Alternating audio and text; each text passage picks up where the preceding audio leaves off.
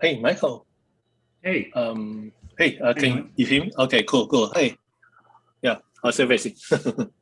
Nice meeting you. So you are live right now. Oh, cool, We're actually streaming right now on Zoom cool, for cool. uh, for the audience. Yep, you're live right now. So right now, typically we actually just started this only a few weeks ago.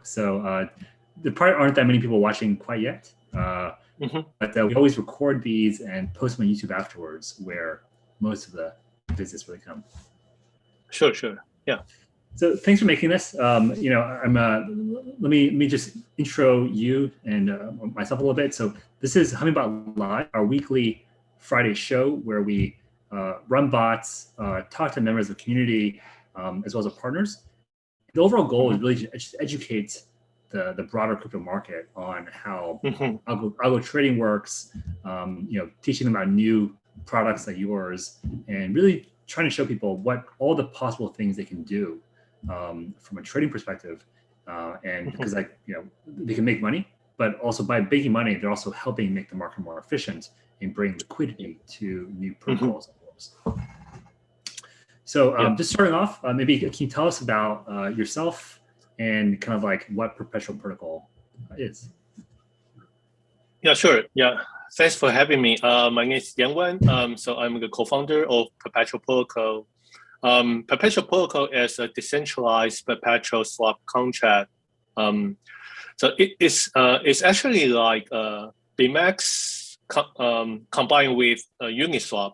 So it when you use it, it feels like it's BMax. I mean, like you can place perpetual orders like BMax. So the same you have funding rate, but at the same time we have this virtual AAM that's just like AAM on Uniswap. So every order is actually a market order that you place, but it's actually go through the AAM. So you can get like instant response. I mean, like everything is kind of like predictable through the AAM. So I think so that's what we are working on. Um, I'm right now. I think we have launched 3 months. Yeah, almost. Mhm. Yeah. So I think we are doing pretty well. The trading volume until today is like 3.26 billion. Oh So I wow. think for a new protocol, I think that's Mhm. so we have like a tons of liquidity there, but still compared to like centralized exchange is still a long way to go. But yeah, so we are very happy that where we are right now. I think for the centralized protocol, I think we have this advantage that we can launch more like market, especially permissionlessly. So right now we have like voting per week to launch Mhm. new market. I think that's our advantage. Also, the second thing is that we actually running on XDAI, which is a sidechain to ETH. So we actually cover all the gas. So Mhm. you don't Mhm. spend any gas when you want to place any order. So I think that's Yeah. also an advantage that using perpetual protocol. Yeah. Yeah. Actually, let's talk a bit about maybe first. Let's talk about actually before we get into the weeds on exactly how Perpetual Protocol works and all XDAI. I'd love to learn Mm-hmm. more about like what made you guys start this, because I know some background. I know you for a long time, and I know you've been working Yeah. on other projects before Perpetual Protocol. And can you tell me the story Yeah. behind that and what led you to doing Perpetual Protocol? Yeah, I think it's just, I mean, we want to be in the crypto. I think that actually, I mean, like, I know Michael for a long time. I mean, like 2000, I think we met like 2007, actually 2018, Mm. when the market is actually really bad at that Yeah. time. So, but we try to get our protocol. At that time, we are doing an option. I remember that Mm. Michael just said it doesn't work. And Michael is right; it doesn't work. We talked to so many people. I mean, like in the end, it doesn't really work because I mean, we don't really know like how. I mean, at that time, I mean, like DeFi is just get started. I mean, we Mm. don't really know like the automatic market. I think whole the the new idea in the whole DeFi system is the automatic market maker. I mean, I mean, like all. I mean, everyone can contribute liquidity to a system, and then they can permissionally launch a new market. So that's something we don't know at that time. I think that's something we learned like during the week, but during the years. But yeah, anyway, I mean, like, yeah, so I think we just want to stay in the field. I have some like financial background. I mean, like not as sophisticated as Michael, but still, I mean, like I just want to, I mean, do some like projects. I mean, in crypto. So I think that's in the end, I think that's what we pick. Yeah.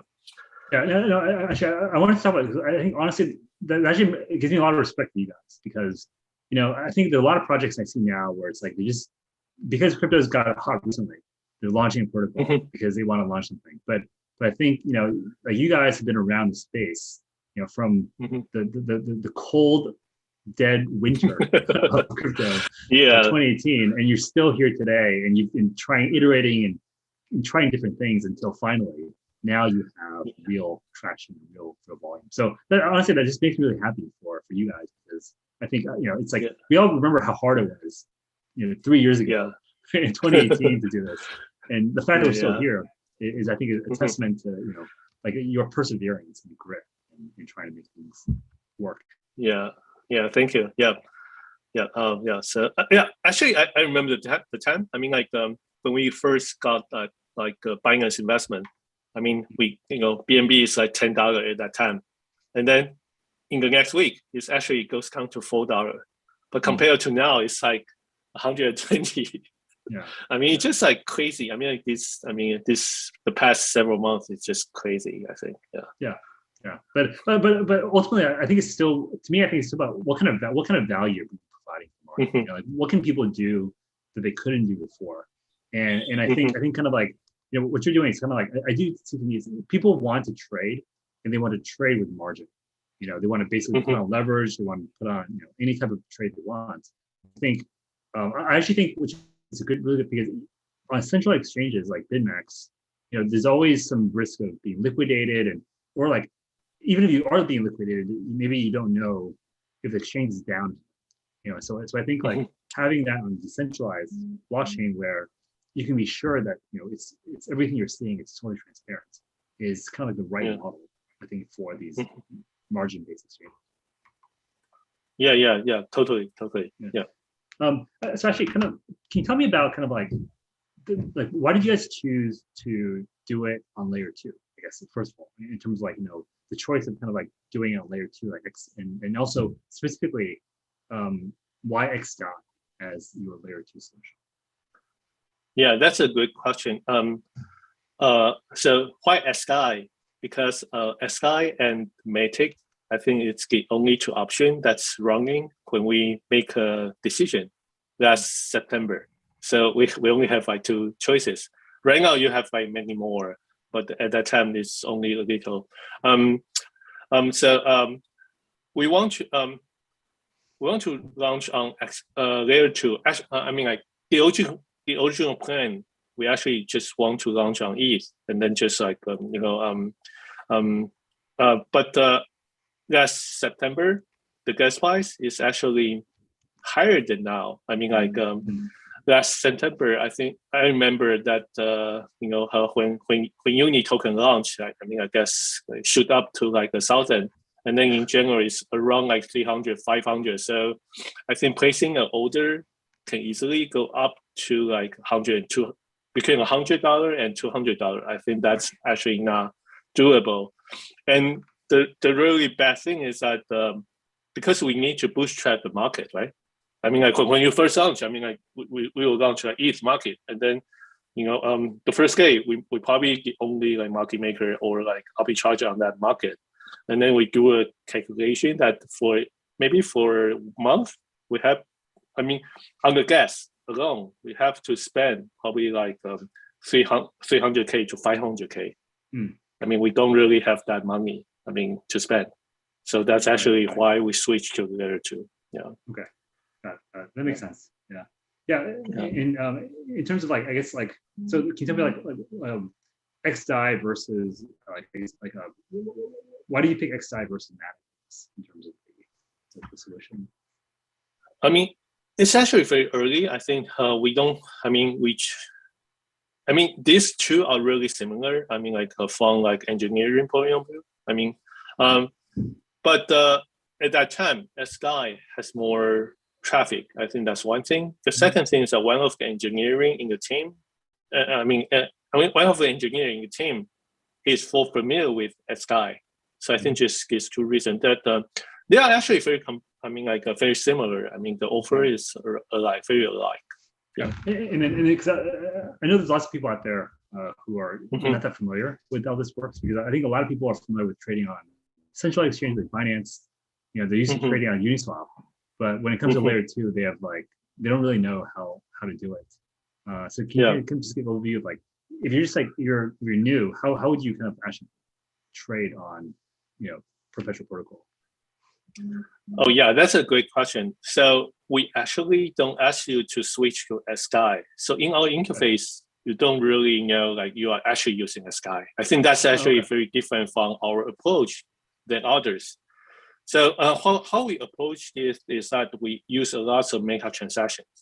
So you kind of the first deposit, you have to send a transaction.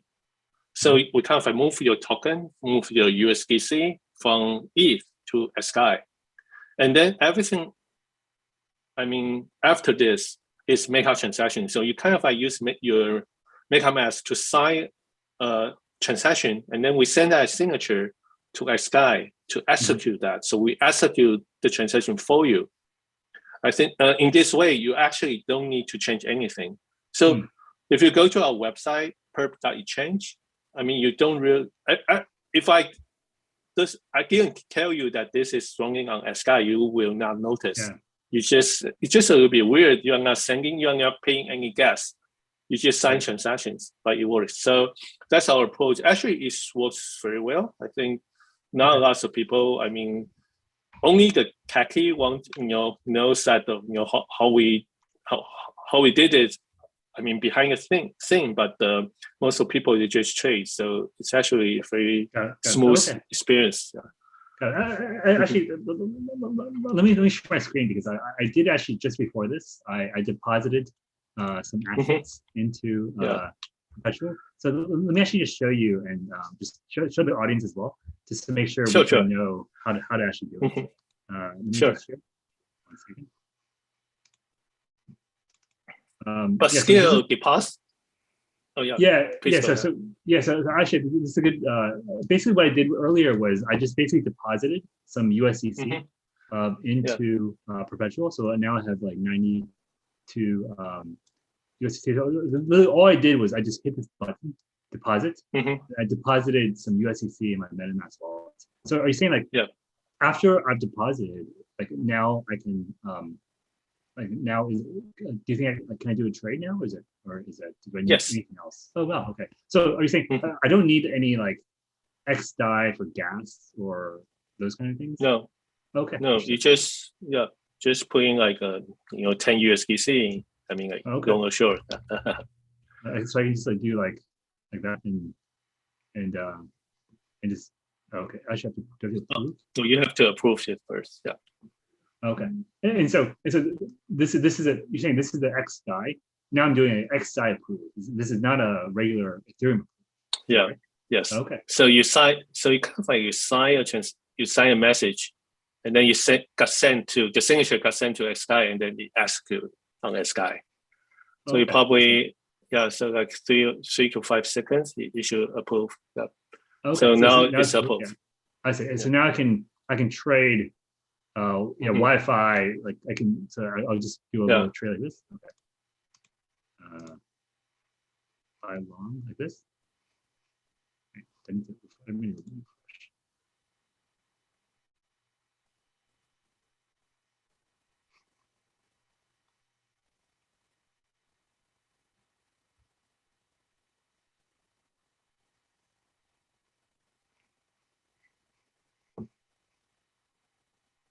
Okay, so see if I do 0.0001, this. Okay. There you go. So now I can do trade. So basically, okay. So yeah, that's what. So basically, the transaction fee is very low here. And is this transaction fee? Is this the fee that you guys are taking, or is this a fee that goes to the XDAI for gas? Yeah, it's the fee for Perpetual Protocol. So it's actually, I mean, go into the insurance fund 100% right now. Got it. Yeah. Okay. Yeah. I mean, it's still a lot cheaper than trading on Uniswap, though. So yeah. Okay. So yeah. So I see. So interesting. So basically, I see. So you sign message in order to authorize a trade, and then it basically settles on X dot. Got it. Second. Yeah. 100%. Okay. That's really cool. Yeah, no, I think this the US is actually there you go. There's now the position. It's now a position. I think you should show in a second. I mean in a second. Yeah. Cool. Yeah, now I'm in long position in Wi-Fi. Cool. That's really cool. Yeah, and so basically this is this is the liquidation price. So basically it would, if the price dropped down to this price, then it would liquidate. Okay, I see. Cool. Yeah. This is I definitely see it. It definitely seems a lot easier to use than like trading. So I think I'll stop sharing because I think I actually wanted to run the bot today, but I think we're still kind of having some issues configuring like with no URL and everything. I think that's why I didn't want to combine both. But overall, I think for us, from our standpoint, we just launched the connector for Perpetual Protocol. We also launched a spot perpetual arbitrage strategy, and overall, we want to kind of work with Perpetual Protocol to like make the strategy of the connector better and better over the next few releases, to a point where our users can really basically do all kinds of quant trading, arbitrage trading on Perpetual. Yeah. Thanks. Yeah, I think that's really cool. I mean, we have like in-house. I mean, like not in-house one. We just released Arbitrage like several weeks ago, but it's definitely not as sophisticated as Hummingbot. I mean, just like a GitHub repo, and then you can go in. You can, make some changes, run your own bots. Yeah, but I think with Hummingbot, it really brings. Give our user or like Hummingbot user, different choices. So right now, I think the spread on our exchange is actually higher than central exchange. So there are a lot. Lots of room for you to earn. I would not say like free money, but for you to earn like the spread. Yeah. So I think that's really cool. And what trading pairs are you kind of focusing on in the very beginning for Perpetual? Yeah, that's a good question. So I think we are launching all the DeFi like blue chip ones. So Uni, like Aave, and all the SNX, all these like well-known ones at first. So we just want to make sure. Launch more like the stable ones. Although it's not really that stable, but I guess it's compared to like lots of like lower cap tokens. I think it's more stable. And after this, I think so we have like a market right now. So I think like we are launching like 1 or 2 per week.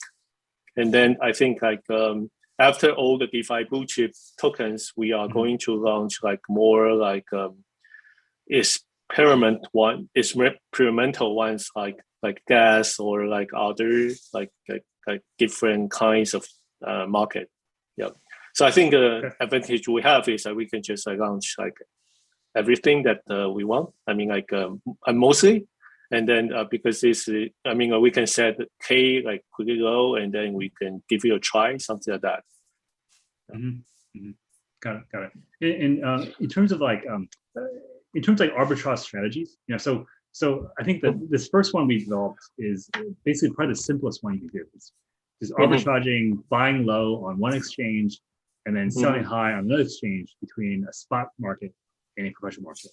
But I think that's like kind of like just scratching the surface of the types of kind of trading strategies that people can run on Perpetual Protocol. What are the sort of like other kind of like things that people can try? Like, what else can people do on Perpetual Protocol besides just arbitraging like between different markets? Yeah, that's a good question. So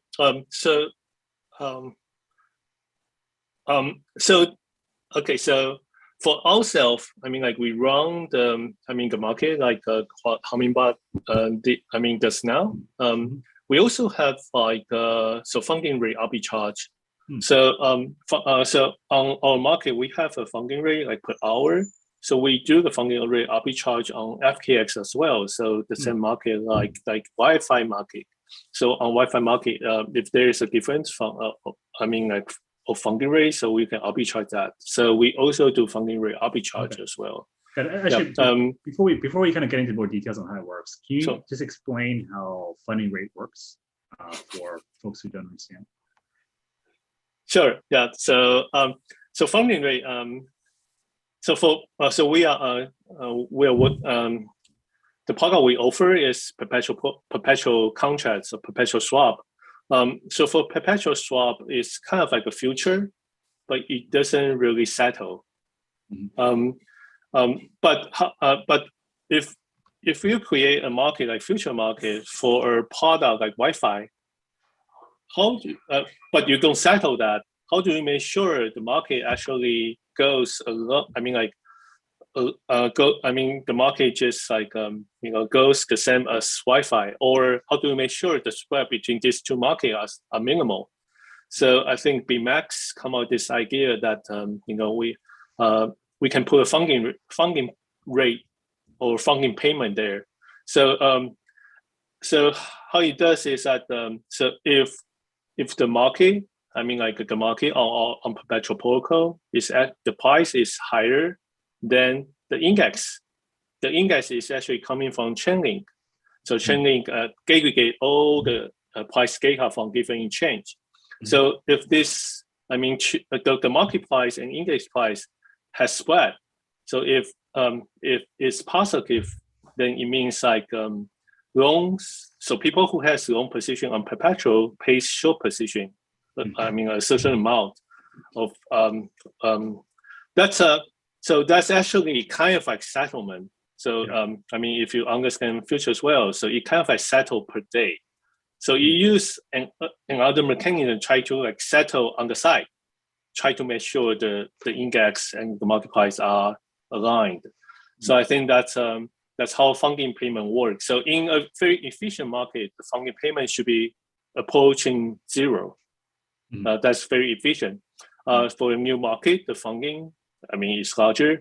If the market fluctuates a lot, then the funding will increase because nobody know.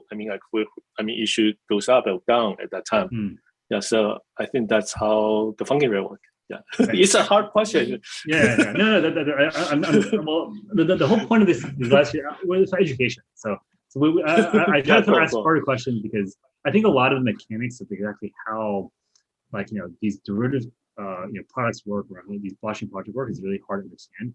And overall, I think that if you're a quant trader, you're actually trading, then you really have to understand how these all work because it affects how much money you make. And so that's why I think that one of these goals of these coming about lives is just to educate people on how the different products in crypto actually work from a really granular detail level. So actually, let me ask you then, so when you say funding rate arbitrage, are you talking about trying to basically collect, earn money by collecting arbitrage or collecting the funding rates on different exchanges while not taking any risk? Is that kind of what you mean? Yes. For funding arbitrage, I think there is a little risk because you cannot really predict that if this is positive or negative or but for funding rate, I think in most exchange actually it stay on long or short for quite some time and then you switch to short. It depends on mostly on the market situation, but there is a tendency that for most of the market actually is positive for most of the time. So if you want to earn the funding payment, you can just short, and then at the same time you have so you can short one Wi-Fi on perpetual market, and then at the same time you buy one Wi-Fi on Uniswap, and then you kind of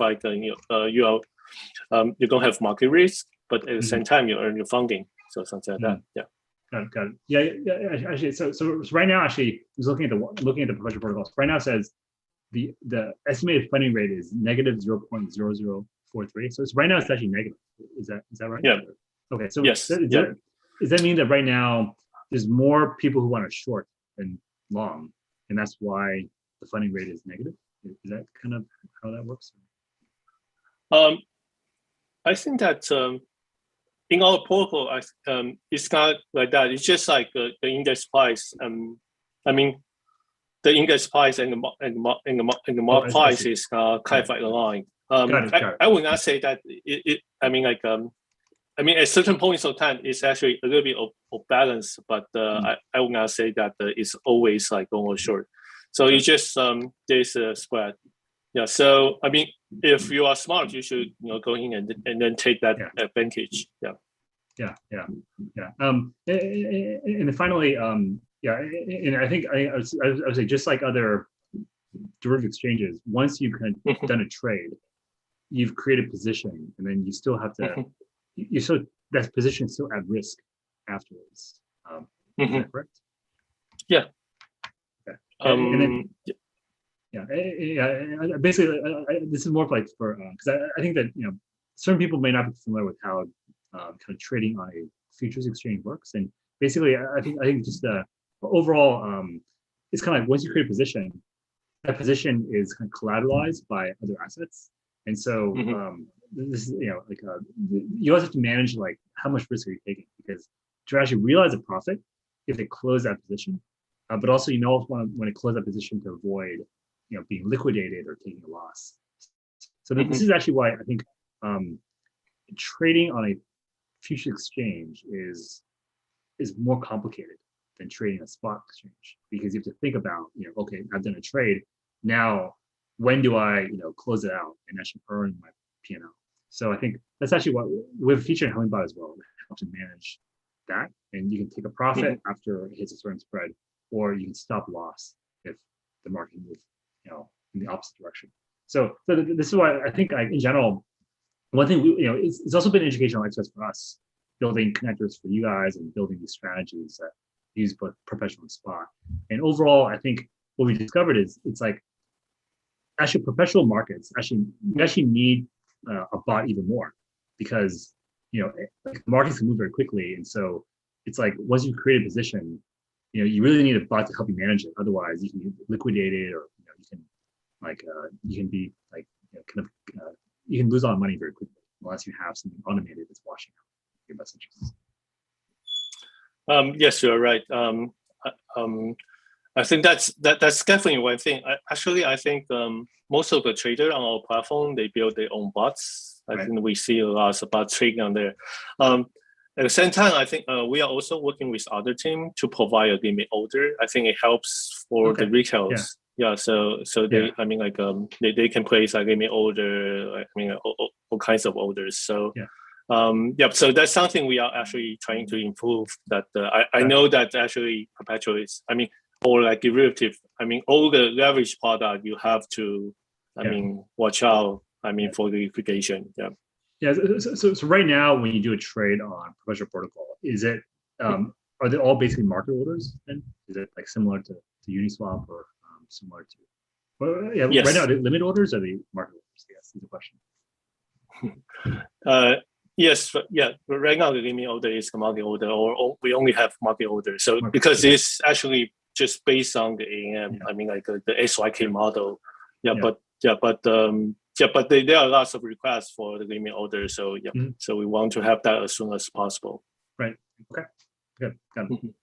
That makes sense. And let's let's take some questions from the audience. There's a bunch of questions in the live chat, and as well as otherwise we can talk about. Okay, so let's see. One question is, So one question, actually, one person want to clarify that you guys use the Chainlink Oracle for index price. Is that correct? Yes. Got it. Yeah. And can you talk about kind of like how why the Oracle is important? Like, what's why is that really important to the protocol function? Yes, definitely. So Oracle, we use Oracle to actually to calculate. We only use Oracle to calculate the funding payment. So every hour, so we actually learn from FTX. So it's like the funding payment on Perpetual Protocol is like FTX. So every hour, we kind of like calculate the funding rate, and then we take all the loan and short, traders, and then we kind of like they pay each other. So at that time, we do a TWAP of the last hour of index price, and then that price comes from Chainlink. So the first thing is that using Chainlink, Chainlink, they have this on-chain data, so it's actually I think pretty reliable. At least so we have been using it for several months. They don't have any issue at all. So I think that's really good. So Chainlink has this problem that because it aggregates all the price from exchange of chain, and then they try to push the data on chain. So it actually incur a lot of gas costs. And then, so they can only do this less frequently, not like every second or every millisecond, right? So I think that's actually the most problem that Chainlink have. A lot of people Synthetic use Chainlink, but they have to implement another mechanism try to prevent the front runner. But for us, I think we are more safe on this because we only take a TWAP of last hour. So I think that's so that's how we use Chainlink, and then I think our usage of Chainlink should be safer than other protocols. Right. So just to understand, so you're taking the TWAP of the last hour for the index price. Is that right? Yes. Okay. Yes. We also take the TWAP of the last hour of the market price, and then we do calculate the funding rate for that. Yeah. Got it. I see. So use we take the TWAP of the market price. That's coming from the Perpetual Protocol, the trades that have happened on Perpetual Protocol in the past hour. Okay, I see. And then the TWAP for the index price comes from Chainlink. Yes. Okay, got it. Okay. Yes. Interesting. Okay. And you're saying that's how FTX does it too? Is that? Yes. Okay. Yeah. Interesting. Okay, cool. That's really clear. So another question is, where does the market liquidity come from? Like, who's actually providing the liquidity for the reserves in Perpetual Protocol? Yeah, that's a good question. So, unlike Uniswap, we don't really have like liquidity provider. So Uniswap, you can become a liquidity provider if you have 2 tokens you can put in the pool. So for us, it's kind of like trader trade against itself. I get this trader trades against other traders. So kind of like trader bringing liquidity. So right now, I think, so like I said before, we run some strategy, in-house. So we take probably 10 to 20% of the trading volume right now, I think around there.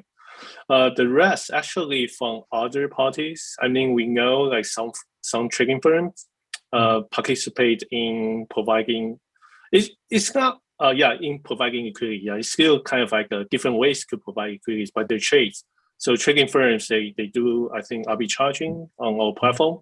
And also they are kind of like some firms we know, some firms we just don't know. They just don't tell us anything. Yeah, but I think that's mostly. And I think for retail, it took like 10 to 20% as well. Retail, which means that they goes to the interface, not kind of like interact with the smart contract directly. Okay, we say retail going to interface. Is that to provide liquidity or to just to trade? Yes. Yeah. So given it's an AMM, like there's reserves, right? There's powering the trades. So are you saying that those reserves are you guys maintaining that right now, or like can anyone be a liquidity provider to Perpetual Protocol? Anyone can be a liquidity provider. We don't.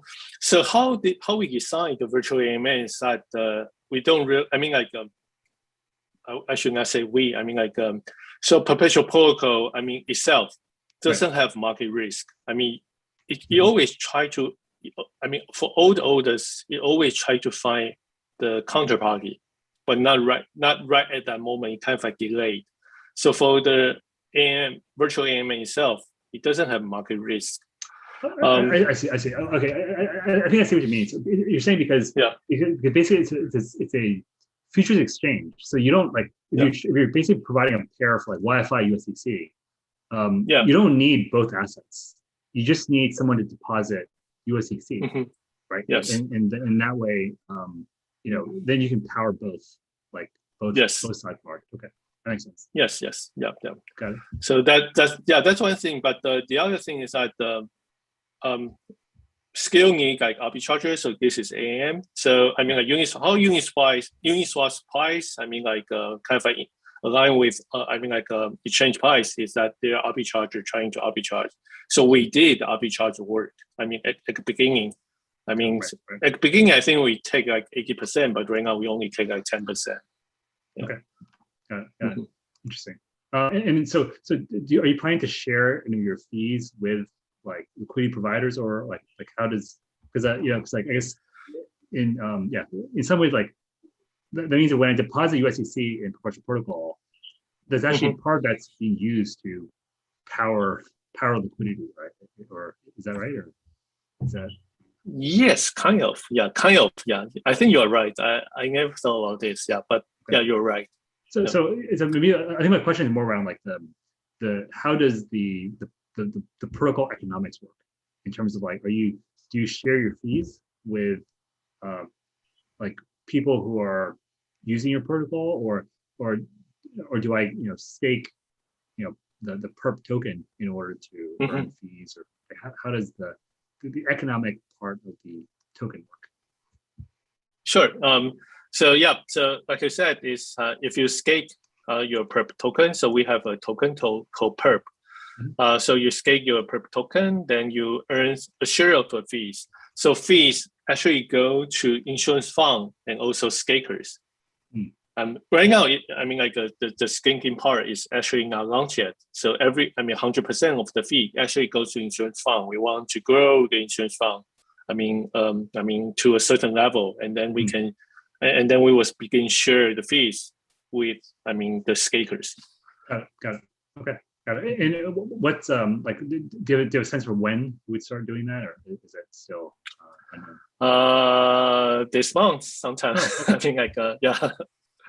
Okay. So it's coming up soon. Okay. So that means the insurance fund has already been growing. Is it been like as people have been doing more trading?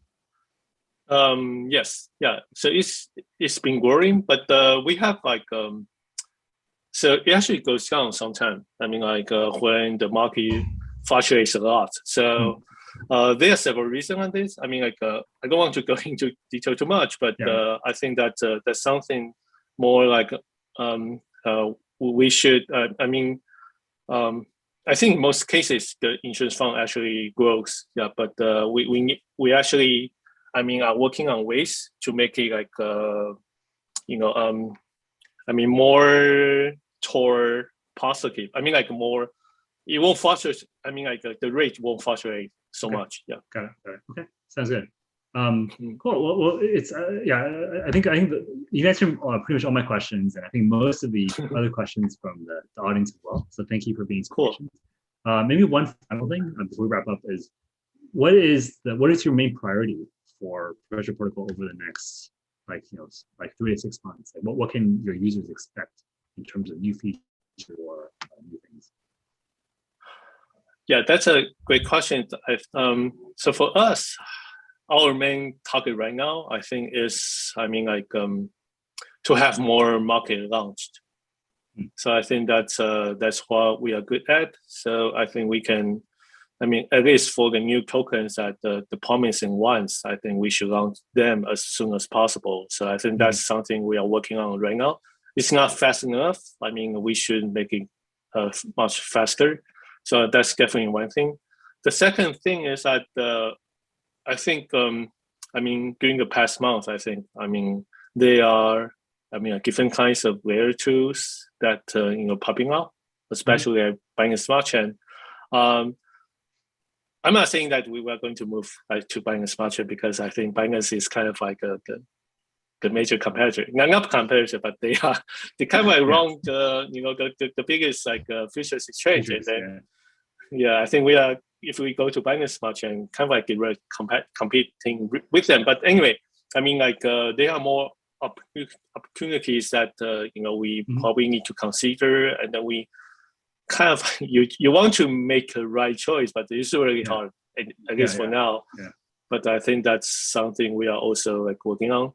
The third thing is that permissionless. I mean, like we want to let people to launch their market. I mean, like the market they want, so they can put in some deposit, and then they can kind of like have a group of people try to. I mean, like they can manage the market and then grow that market. So it kind of like the perpetual protocol, but launching a new market actually don't go through the voting. I mean, you can just like do it on your own. I mean, whenever you want. So it's kind of Uniswap, where anyone can just create a pool. You want to allow anyone to create a market on perpetual protocol. But it's more risky. But it's definitely much more risky. Yes. Right. No, that's actually that would be amazing. Actually, I think there's quite a lot. I think that would be actually really cool if you could just like anyone can create a market for anything on your protocol. So that's fine. I think we've answered all the questions. So I think let's wrap it up. Unless is there anything else you want to say to the Humming community about Perpetual Protocol? Yeah, sure. So I mean, like so I think that running spot like kind of like strategy, I think is, I mean, I guess for us, I think it actually a pretty good strategy right now. I mean, like what we did on FTX and Perpetual Protocol itself. So I think that there are definitely lots of opportunities, and also I'm very looking forward to like different new strategy from Hummingbot. So that I think it's actually, personally, I mean, I'm not really a trader or arbitrager, but from the protocol itself, I mean, like Hummingbot actually helps, I mean, new protocols a lot. I mean, because I think liquidity is really hard to get. And then, I mean, like I think this year is actually the year for decentralized derivative. I mean, we are kind of like one of the first, but they are lots of options protocols, lots of different kinds of construction of perpetuals. They are going to launch soon, and then they all need a Hummingbot. So I think that's really, I mean, it really helps the whole like ecosystem. So really thank you, Michael, to work on this. Yeah, no, I think it's really what we're just doing what our users want, because ultimately it's like, I think of it as like, there's so many traders out there that are looking for ways to just play around with different protocols and blockchains. And it's just that they just need help. They need help to interact with all the new things out there. So I think ultimately our role is really to just bridge the gap, help those traders who want to try new things to actually support new projects like yours that are coming out. And I think, to me, it's like, I think it's like we actually have a lot to do, because it's like we not only have to connect all the new protocols out there, but we also need to allow our users to really customize and create their own trading strategies. Because if they're just using the ones we've created, they can't really. There's so many possibilities now, especially with derivatives exchanges, in terms of all the different things you can do. So I think this summer we're probably going to spend a lot more time on allowing people to create their own strategies and customize them. Basically, I think that will really cause a lot of innovation to happen among all the traders. So that's why I think for myself, like we just got a lot of work to do to just integrate everything, but also to improve like the user experience, to make it easier to install, to make it connect to XDAI, to make it easier to trade. I think that's also something also to think about. So a lot of work to do, but I think given how big the space is, how many opportunities there are, I think we see a lot of opportunities to work with you guys on making it happen. So thank you very much for joining Live this week. Hopefully everyone out there, please try out Perpetual Protocol and the spot perpetual trading strategy on Hummingbot that allows you to basically make money between perpetual and other markets. Yeah. Thank you. Yeah, thanks for having me. Yeah, thank you. Bye, Ewan. Cool.